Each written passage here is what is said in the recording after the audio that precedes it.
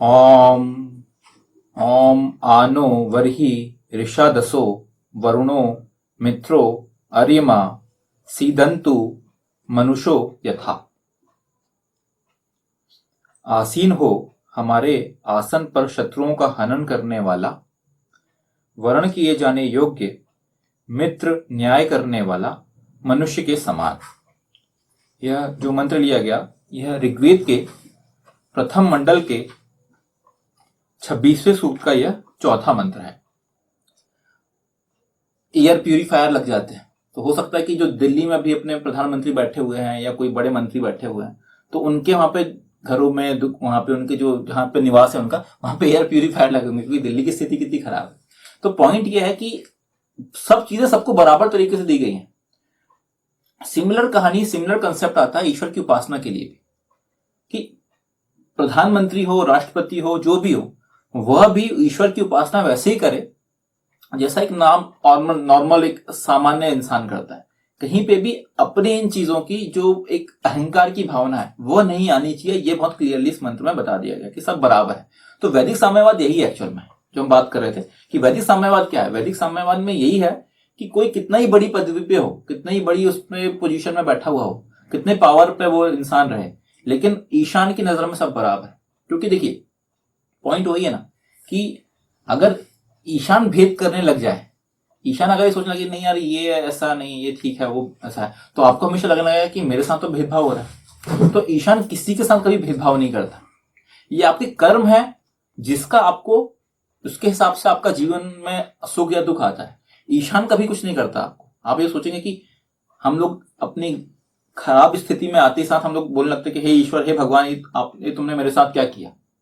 तो ये भगवान ने कुछ नहीं किया एक्चुअल में, ये हमारे कर्म है।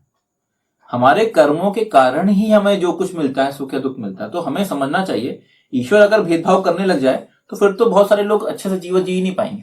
तो ईशान कभी भेदभाव नहीं करता, इसलिए नहीं करता कि वहां पे ईशान की नजर में सब लोग बराबर है। ईशान परब्रह्म परमात्मा के समक्ष सब बराबर है। इस बात का एहसास प्रत्येक व्यक्ति को होना चाहिए। ईशान का यजन यही एहसास प्रत्येक व्यक्ति को करवाता है कि व्यक्ति किसी भी पद पर क्यों ना पदस्थ हो वह आखिरकार एक मनुष्य ही है तथा उसे अपनी मानवीय सोच का किसी भी परिस्थिति में परित्याग नहीं करना है।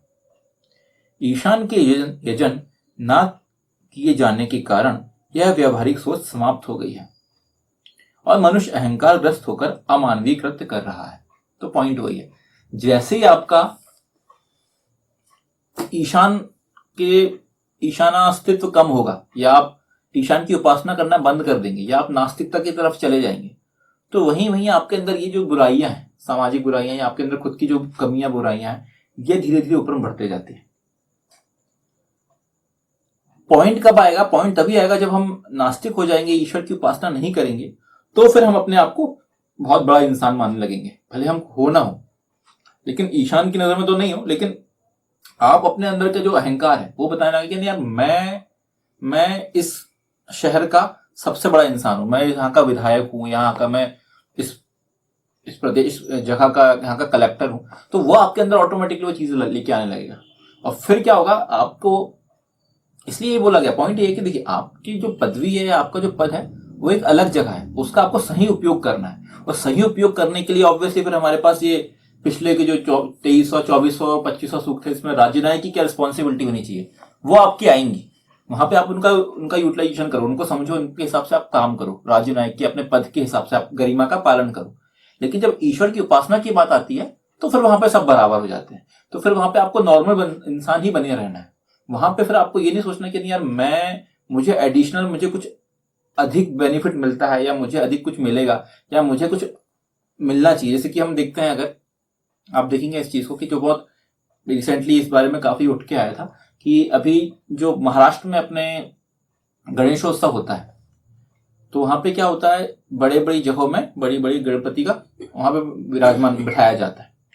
और होता क्या है वहां पे कि हर कोई, जैसे कि आप देखेंगे मुंबई के जो फेमस लाल बाग का राजा के जो गणेश जी हैं, तो वहां पे क्या होता है उनमें लाइन में लोग जाते हैं, वो दर्शन करने जाते हैं। लेकिन वहां पे क्या कंसेप्ट हो जाता है, वहां पे फिर वीआईपी वाला भी कहा जाता है कि वीआईपी को थोड़ा सा आप फोटो खिंचवा रहा है, बहुत देर तक खड़ा हुआ है तो उसको एडिशनल ऐसा क्या है कि भाई वो उसको इतना बेनिफिट मिल रहा है।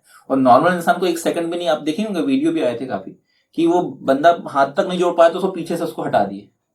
तो ये जो चीजें हैं जो आप क्रिएट कर रहे हो, इससे कुछ नहीं होने वाला। तो फिर आप कितने ही बड़े गणपति उठा लो, वो भगवान गणेश का आपको आशीर्वाद कभी नहीं मिलने वाला। फिर आप सोचेंगे कि नहीं मैं तो बहुत उस जो कमेटी का बहुत बड़ा अध्यक्ष हूं, हम लोग इतना पुण्य का काम कर रहे हैं। आप कोई पुण्य का काम नहीं कर रहे। अगर एक नॉर्मल इंसान को भगवान का आशीर्वाद नहीं मिल पा रहा है, तो फिर आप किसी सेलिब्रिटी को आशीर्वाद दिलवा के उसको ज्यादा टाइम देके आप एक्चुअल में भगवान गणेश का ही आशीर्वाद अपने आप से कम कर रहे हैं। तो इस चीज को समझना चाहिए। ये जो वीआईपी कल्चर है, ये वीआईपी कल्चर आप यहां बना सकते हैं, लेकिन ये वीआईपी, इसलिए हम लोग इस चीज का हमेशा विरोध करते हैं कि वीआईपी कल्चर को आप कभी भी आस्था से ना जोड़ें। वीआईपी कल्चर को आस्था से नहीं जोड़ना चाहिए। आस्था का विषय सबके लिए बराबर है। जैसे यहाँ पे ईशा ने खुद बोला, मेरे लिए कोई कितना बड़ा इंसान हो या कितना सिंपल इंसान हो, सबके सबकी उपासना जो भी करेगा वो, तो उसका उपासना को ईश्वर लेता है अपने पास और उसके हिसाब से उसको देता है। तो यहाँ पे ये नहीं कि आप बना दे कि नहीं मैं वीआईपी हूं तो मुझे एडिशनल कुछ बेनिफिट मिलना चाहिए। तो ये एक्चुअल में नहीं है। आस्था में कभी भी ये वीआईपी कल्चर नहीं आना चाहिए। ये एक्चुअल में मेन बात है, क्योंकि अगर ये बात आने लगी तो ईश्वर ऐसा थोड़ी कर रहा है कि जो वीआईपी है तो उसको ज्यादा आशीर्वाद दे रहा है और जो नॉर्मल इंसान है उसको आशीर्वाद नहीं दे रहा है। ऐसा कुछ नहीं है। वो तो उल्टा करेगा एक्चुअल में, कि आप किसी का टाइम खा रहे हो, किसी की जो उसकी जो आस्था है उसको कम करने की कोशिश कर रहे हो, क्योंकि उसको टाइम नहीं दे पा रहे हो। तो एक्चुअल में तो जो वीआईपी है उसको ज्यादा नुकसान होगा और जो सिंपल बंदा है वो तो और उसको फायदा मिलेगा अपने जीवन में। आप देखेंगे इसलिए कि जो सिंपल इंसान है, जो नॉर्मल इंसान है, वो अपने जीवन में खुशी से जीते हैं, और जितने वीआईपी लोग हैं उनके जीवन में ज्यादा टेंशन है। क्यों? क्योंकि ये सब चीजें हैं। ये सब चीजों का अगर आप डिटेल में सोचेंगे अंदर जाके तो आपको मालूम चलेगा कि हम दिखाने के लिए, कैमरे में दिखाने के लिए, फोटो में दिखाने के लिए सब चीजें तो कर सकते हैं, लेकिन जो एक्चुअल सुकून शांति मिलती है ईश्वर के पास आने से, वो हमेशा आपकी मिसिंग होगी। क्योंकि कैमरे में दिखने से, अगर खुशी करने से, 5 मिनट खड़े होकर फोटो खिंचवाने से अगर शांति मिलने लगती होती तो क्या बात थी फिर। ईश्वर की शांति पीसफुली मिलती। आपको उसमें अपनी डिवोशन दिखाना पड़ता। आपके अंदर का जो भाव है वो आपको दिखाना पड़ेगा। तो ईश्वर के लिए ये भाव सबसे इंपॉर्टेंट है, ना कि ये सब चीजें इंपॉर्टेंट है। तो इसके लिए हमारा पॉइंट यही है यहाँ पे कि वैदिक जो साम्यवाद है उसमें ईश्वर के सामने सब लोग बराबर हैं, और हमें खुद भी इस भावना के साथ जाना चाहिए कि हम भी अपने आप को बाकी की तरह बराबर मान के फिर हम ईश्वर की उपासना करते हैं। तो ये एक्चुअल में ये मंत्र इस बारे में यही डील कर रहे हैं।